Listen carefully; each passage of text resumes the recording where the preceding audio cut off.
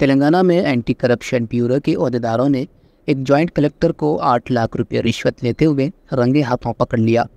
تفصیلات کے مطابق ACB عہدیداروں نے رنگا ریڈی ضلع کے جوائنٹ کلکٹر گوپال ریڈی اور ایک سینئر اسسٹنٹ کو منگل کے روز 8 لاکھ روپے کی رشوت لیتے ہوئے رنگے ہاتھوں پکڑ لیا۔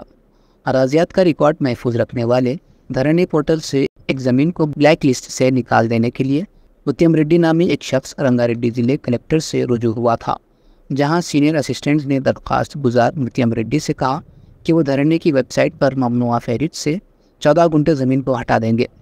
سینئر اسسٹنٹ مدھو موہن ریڈی نے اس کام کے لیے 8 لاکھ روپے کا مطالبہ کیا۔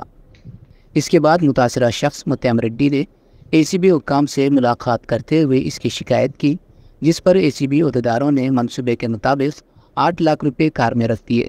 اس رقم کو یہ دونوں حاصل کر رہے تھے کہ انہیں پکڑ لیا گیا۔